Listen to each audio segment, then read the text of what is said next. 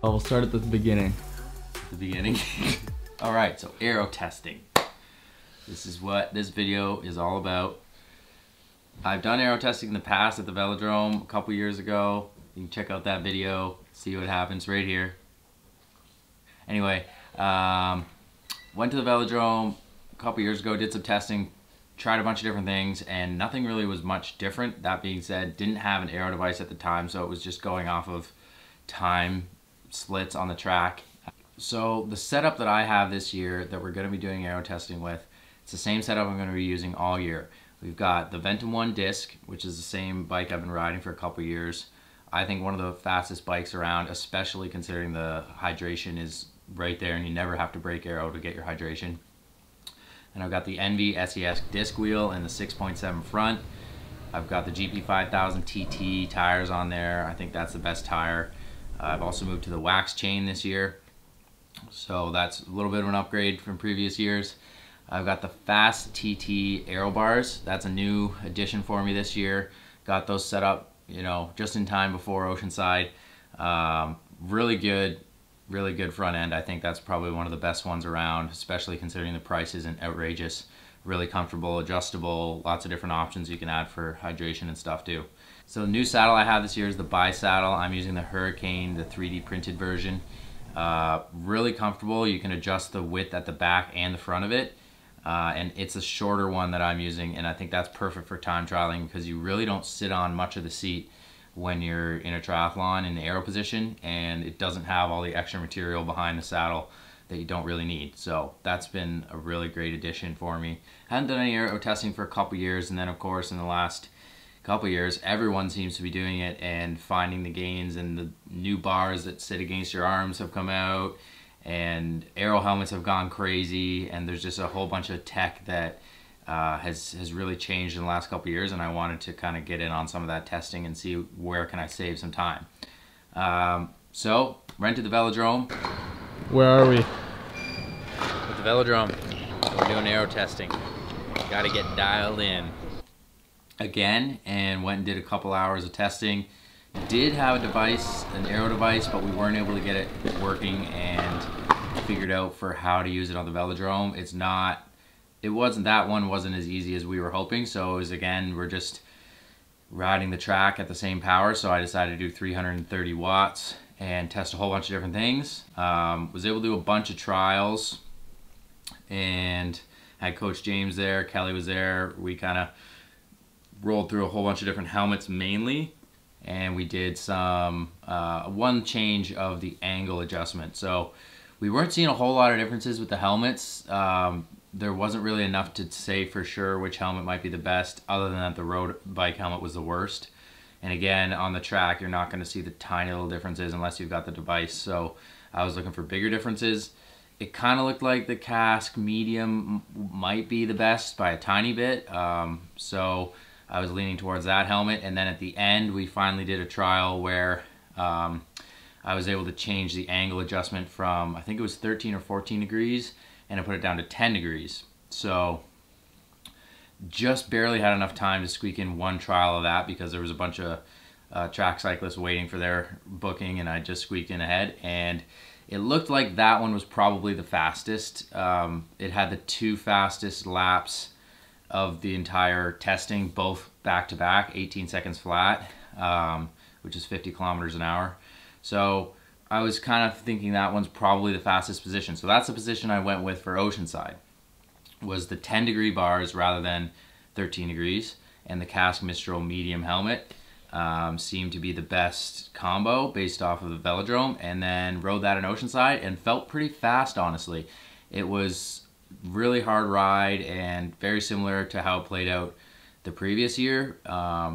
Sam kind of said like he thinks the ride was even harder than last year, and I was looking at my data and it was pretty similar for me. So little anecdotal piece there, maybe I was saving a few watts, but hard to say.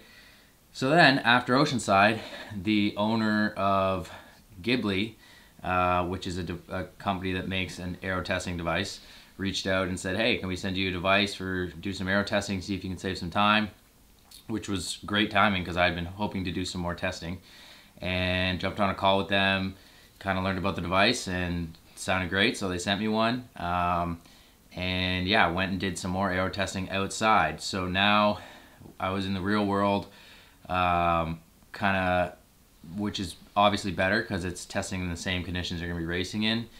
And this device is actually, I really liked it. The thing about it is it puts everything into data that you can actually use in terms that make sense. So once you've done your trials, for one thing, it spits out a CDA right away, like within a few seconds, which was really cool.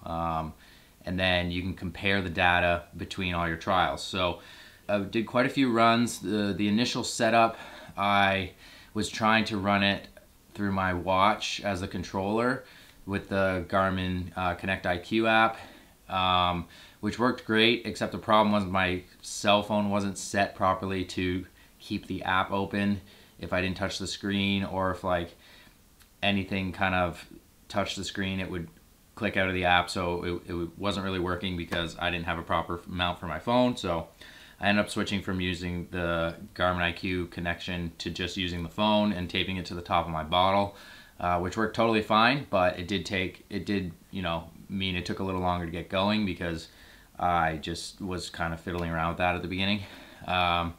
So then I tested a bunch of different things. First thing I tested was the setup I used for Oceanside. So the Cask Mistral Medium with the 10-degree bars. And then I just rifled through a bunch of helmets with that same setup. So I did the Cask Mistral Large, the POC Tempor, the Lionel helmet, as everybody would recognize, as well as the Rudy Project, which is the one I used most of last couple years, few years even. And from all those trials, the Cask Medium and the Rudy helmet were looking really close. I did retest the Cask Medium because the first trial I was like freezing cold because it was pretty cold out and I had been standing around with just my race kit on. And I think that made it hard for me to get into a proper position because when I retested it, right after I tested the Rudy, it tested a bit quicker. So it looks like the fastest setup was the same setup I had for Oceanside, which is good because that means that the changes I made from the velodrome were actually valid. And it did look like that was the fastest position. So then I thought, okay, let's go back and test the bars the way they were before and the way they were last year, which was more like a 14-degree bar angle. So I changed from 10 to 14 degrees and it made a huge negative impact on the CDA. It went from 0.196 to 0.203.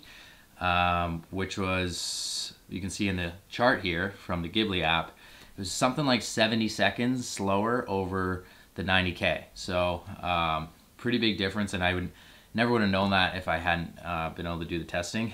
And then I went back to 10 degrees and tested a little bit of a longer reach, just like an extra centimeter, and it tested exactly the same as the original reach. So I would like to, I mean, for one thing, I'm happy that I already had a really good position and it looks like I'm pretty close to, you know, some of the fastest I'm going to have for, you know, CDA. But I do still think there's room there.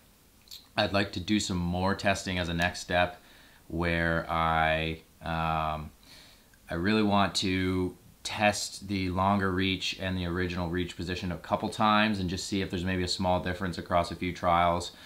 I'd also like to test some even lower bar angles, like maybe 8 degrees, 6 degrees, because if 10 is better than 14, then maybe going even lower is even a little bit better. A couple more helmets I could test for sure. I'd like to just keep looking into that and see if I can find something that's even better, because I know that's super individual.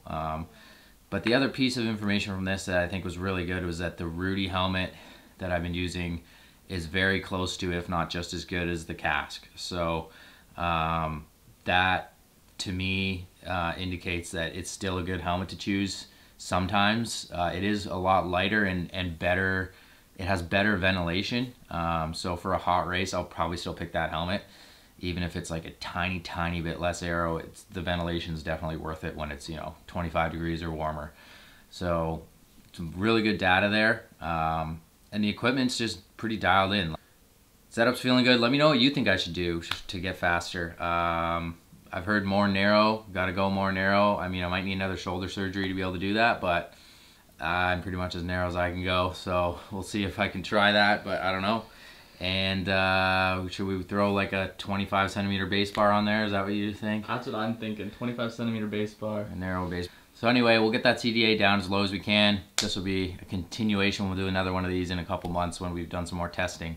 But like and subscribe to the channel. We got to get to 10,000 subscribers so Kelly gets his $10,000 bonus. But anyways, thanks for watching. Catch you next time. Peace out.